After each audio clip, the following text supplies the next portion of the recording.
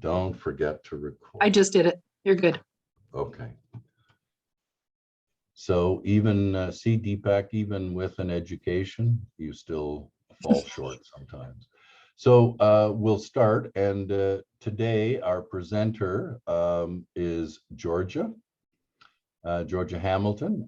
Georgia is a law student. She has completed her first year of studies and is now about to enter second year. And she has worked in the clinic over the summer. And one of her functions was to deal with landlord and tenant issues. So Georgia, I'll pass it over to you to take off, and then we'll deal with questions and other general matters. Okay, perfect. I'm just going to share my screen.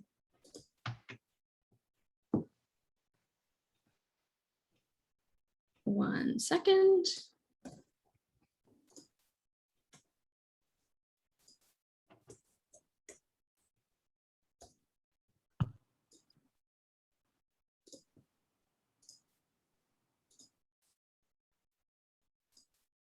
Okay, everyone's, sorry. Sorry, go ahead. Can everyone see the presentation? Yep. Okay, perfect. Yeah, so this session is going to address really one of the unavoidable parts of being a tenant, probably one of your least favorite tasks, and that is paying rent. So as students and millennials, the task of paying rent is probably going to be in our lives for a while. So the aim of this presentation is to serve as just really a jumping off point to make sure everyone is confident and informed when they're paying their rent. So I'm going to briefly walk through the questions listed on the screen, and then Ian's going to answer any outstanding questions in our Q&A session. So first of all, how do I pay my rent?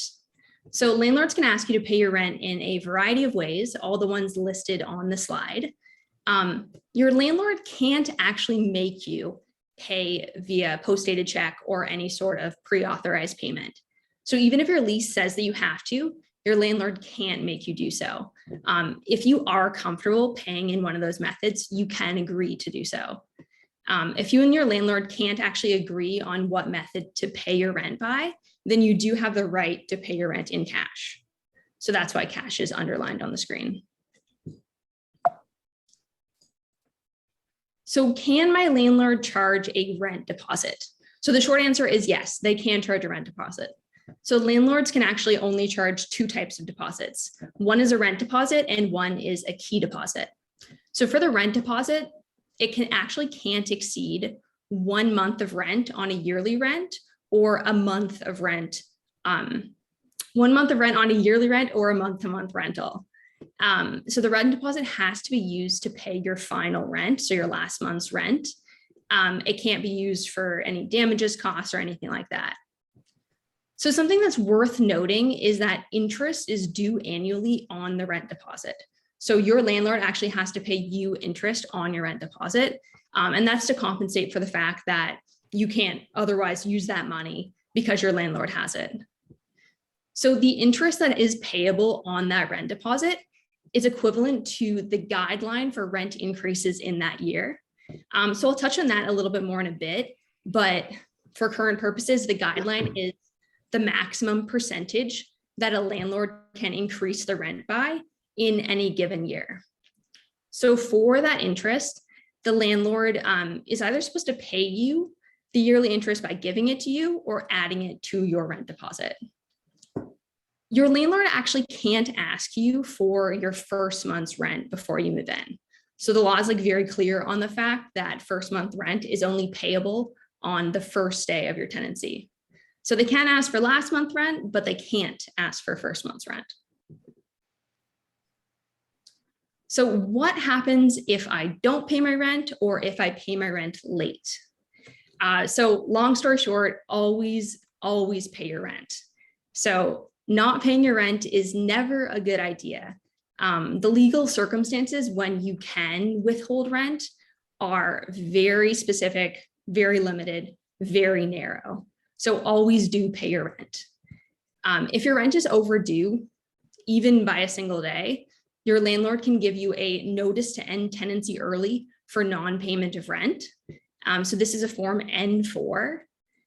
So if you're renting on a year-to-year basis or a month-to-month basis, if you receive that Form N4, and you pay all the rent that you owe within 14 days of receiving the notice, that notice is then canceled.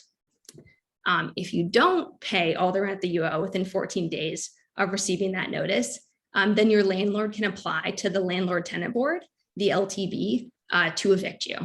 So note that eviction is a multi-step process, and it's actually going to be covered in our session next week. If you frequently pay your rent late, your landlord can give you a notice to end tenancy at the end of the term. So this is a Form N8. So there'll be on the form, there'll be a little box and it's titled, "You persistently paid your rent late," and that would be checked.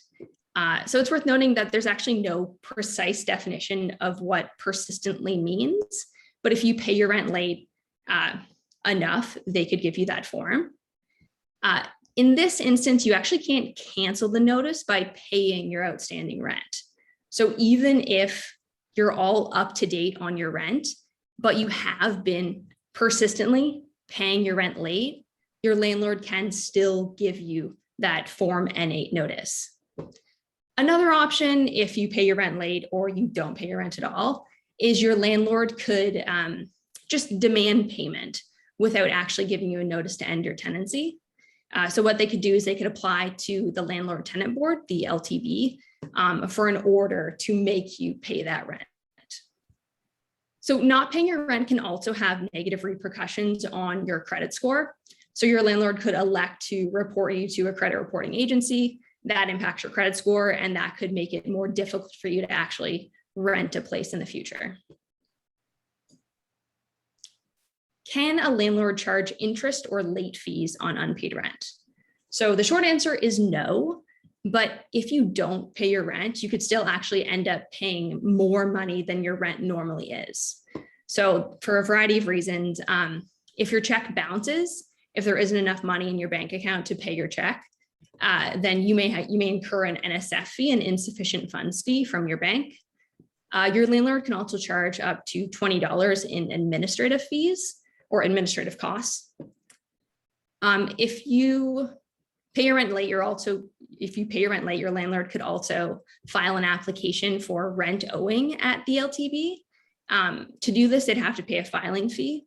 So this is either $201 or $186 if they file electronically.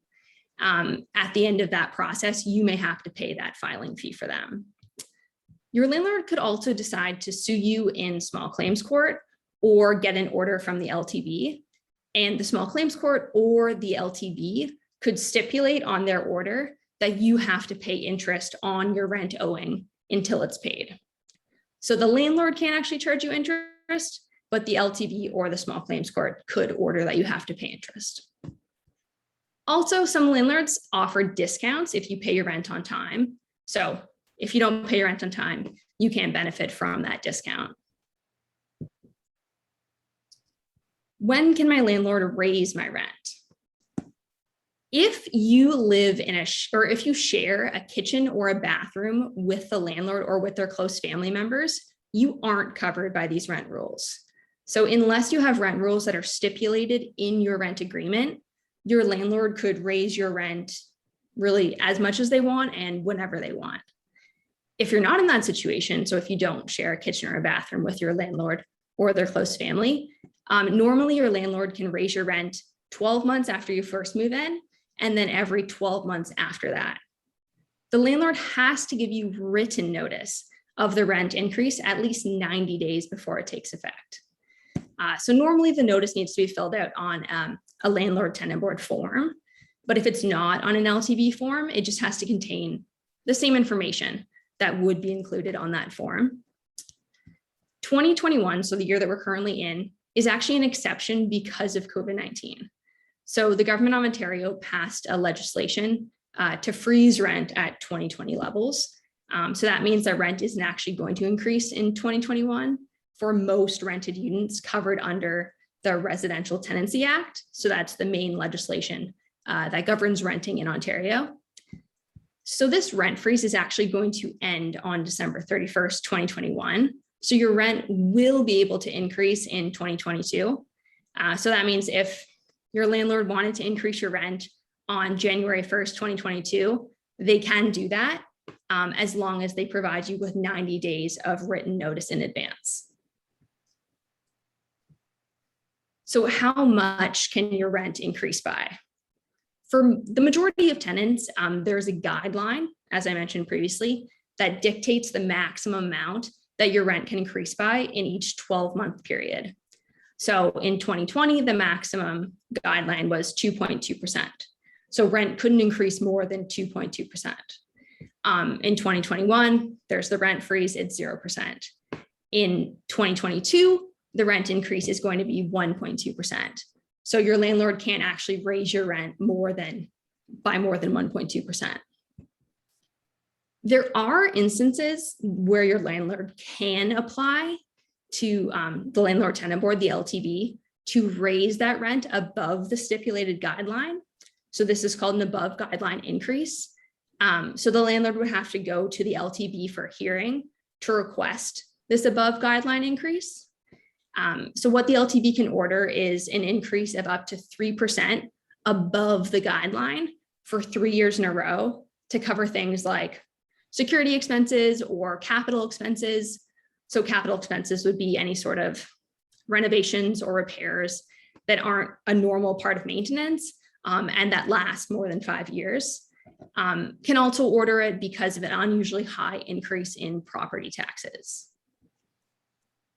A key thing is that landlords are exempt from the rent control guideline if you live in a building that's, it's a new building or a new addition that had no one living in it prior to November 15th, 2018, or a self-contained apartment created after November 15th, 2018, in a house that contained no more than 2 units on or before that date, if the owner lived in the house at the time the apartment was first lived in, or the apartment was created in previously unfinished space.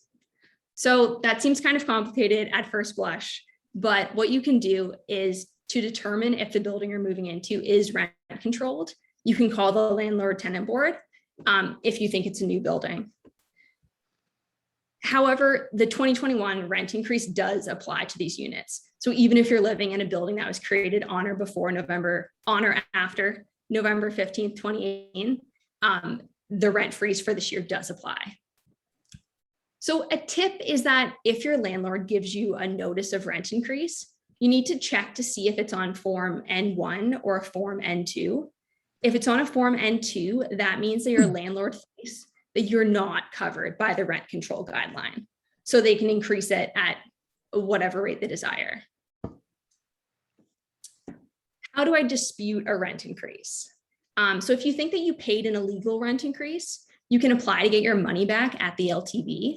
You do have to apply within 1 year of the date that your landlord charged you that illegal rent.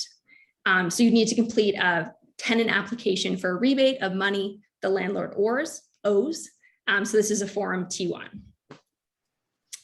Here are some helpful resources. So the number from the Landlord Tenant Board, Steps to Justice has a lot of different information about housing law and all other sorts of law. And then the Government of Ontario and Community Legal Education Ontario, also great resources. I'll turn it over to Ian for the Q&A session. Okay, thank you very much, Georgia. So that gives an overview of the rent process in Ontario. So we're governed by the Residential Tenancies Act, and the remedies are provided through the Landlord and Tenant Board. So it's an administrative process. There's very little court involvement in the sense of small claims and all the traditional. It's all through the Landlord and Tenant Board. And the key to all rent control is being a qualified residential tenancy. And so the RTA makes all tenancies qualify and then lists a number of exceptions. And one of the exceptions that Georgia mentioned is if you rent a place and end up sharing a bathroom or a kitchen, or a bathroom and a kitchen with the landlord, or a member of their family, or including their children, spouse, partner, etc. So that is a fairly common thing amongst students, or more common than it is amongst the usual rental. So, but there are exceptions even to that, and how much you knew before you got in, et cetera, et cetera. So generally people fit within, subject to those exceptions and the restrictions. Now, from our guests, do they have any questions arising from the presentation at all?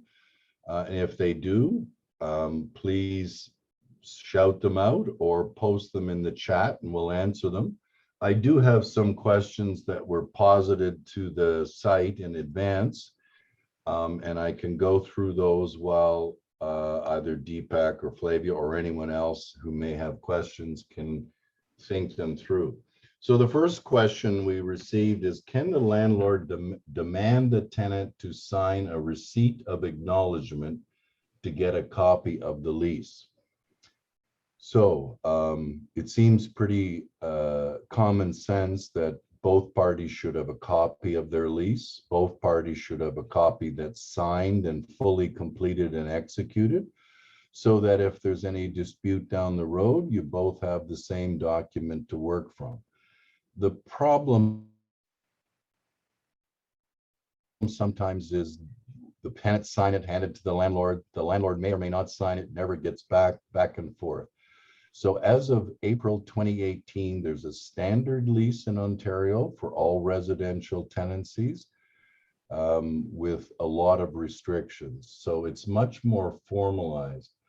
But as a result of that, landlords will often want some sort of acknowledgement from the tenant that they have been given a copy of their lease, so that it doesn't become an issue down the road. Because there are several places where tenants, is one of those rare exceptions, if they don't have a copy of their lease or don't have a copy of the standard lease, they can withhold 1 month's rent and demand a copy. And if the landlord sends it in the specified time, 21 days, they have to pay the rent. If they don't, they get 1 month free, but only 1 month. And that's how specific it is. So I think, as a matter of common sense, if the matter went to the LTB and a member of the board was listening to it, and the tenant was saying, I don't want to sign an acknowledgement, I don't think it would be warmly received. I think the board would consider it common sense for the landlord to receive an acknowledgement or receipt document saying, yes, I have my fully executed signed standard release, or whatever it says. So they have that protection, because you're going to need things from them down the road. So I would say, the question was, can they demand? Well, they can certainly ask. Demand usually suggests as of right. I don't think there's any as of right to an acknowledgement, but as a matter of common sense, it seems a small thing to give up for what you're getting. Second question, and if any others popped up, no. If the lease was signed, so that means you've gone, you've looked at the place, the landlord's found you acceptable, you found the landlord and the place acceptable. He or she produces a lease, the standard lease, hopefully, and says, sign here. And you sign there, and with or without a deposit, you know, because as we've heard, you can only get last month. But in this case, the landlord walked off with the lease and didn't give a copy to the tenant. And the tenant didn't get the keys to the property. And the tenant never moved into the building, never took possession of the tenancy. Is the lease still valid? Second question, at what point does a lease become legally binding? So Deepak, as you'll learn next year in contract, offer and acceptance is the key to any contract, and a lease is effective and binding at the moment that there's offer and acceptance, which would be at the signing. So my view would be that that is a binding lease once signed. Clearly, you need the keys. I can't see the landlord. So it sounds to me as from the question that somebody has signed the lease and then changed their mind. I'm reading between the lines. Didn't get a copy, didn't get a lease, and would really rather get out of it. I think the lease is binding at that point. That would be my advice.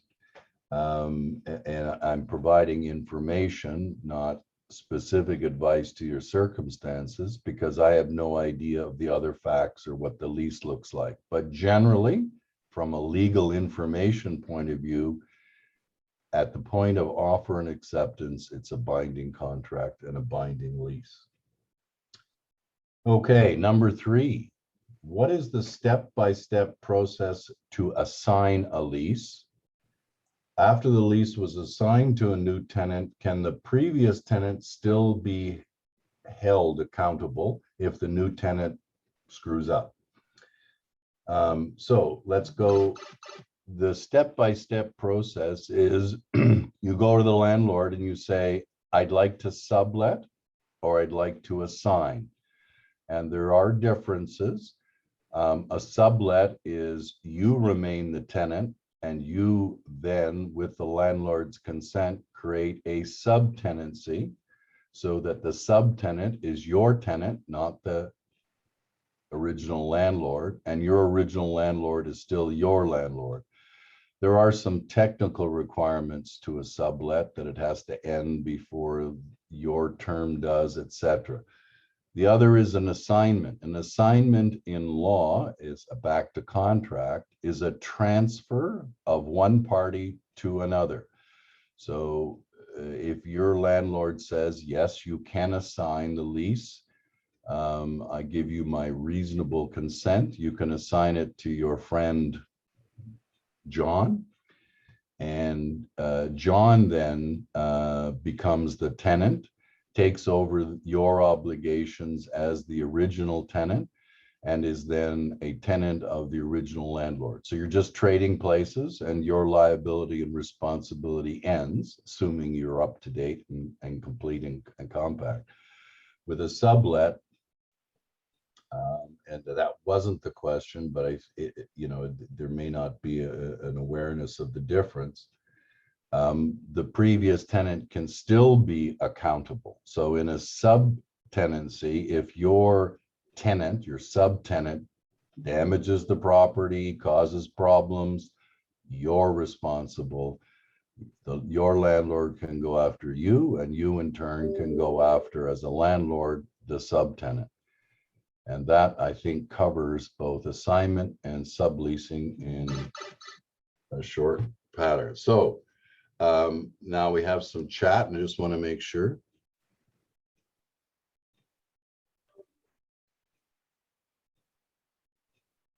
Okay, so another question we have is, what happens if I stop paying my rent because the landlord hasn't kept the maintenance in good repair? So you get in there and suddenly there's a leak in your ceiling and you've got some mold there. You're not sure if it's black. You've told the landlord said, yeah, I'll get on it. He doesn't, she doesn't, whomever.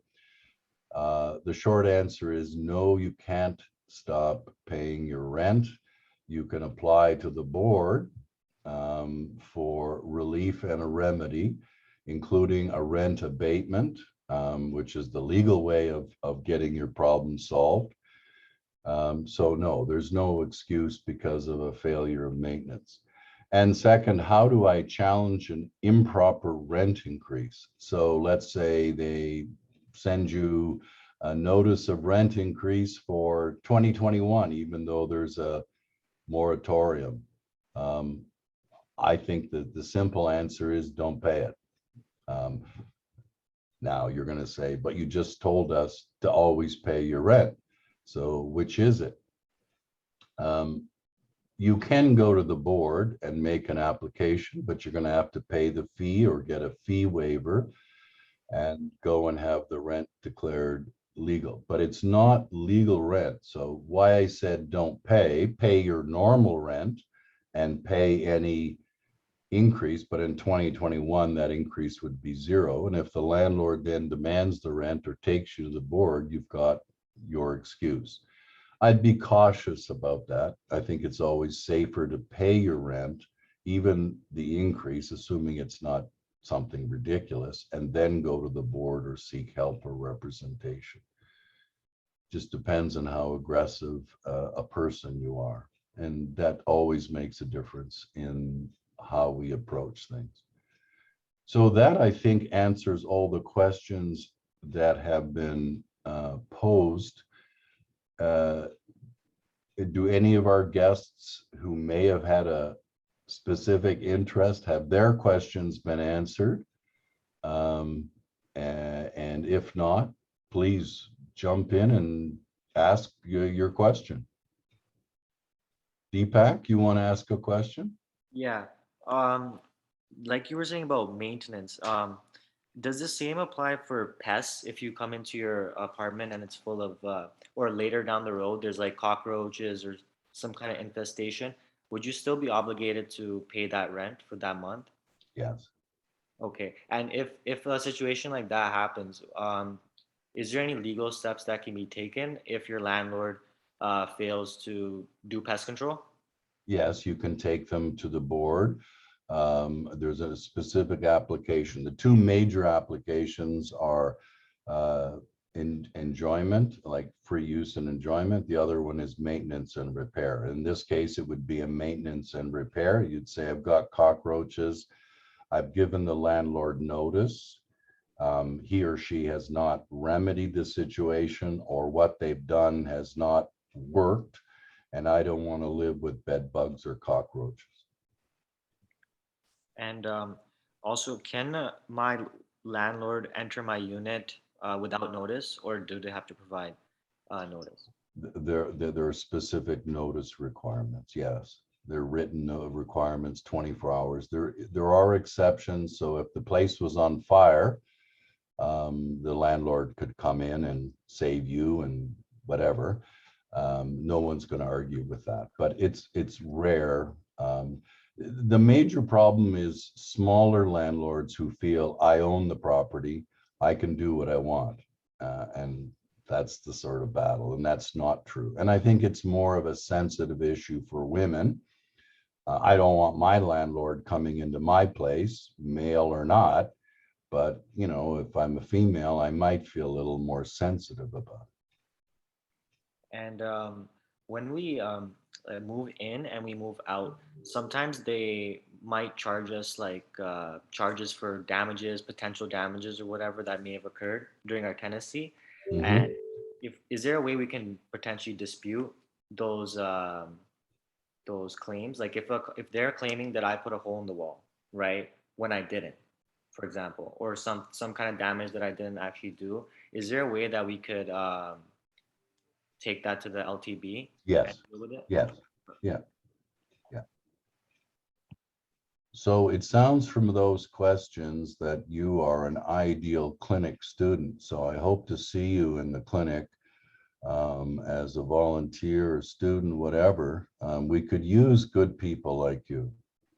Yeah, I actually have plans for it because it was my first time renting, and after I saw some of the horror stories and reviews that people are going through during their tenancies, I really developed like this quick passion to help people out who are in these kind of situations because you still have to pay rent, right?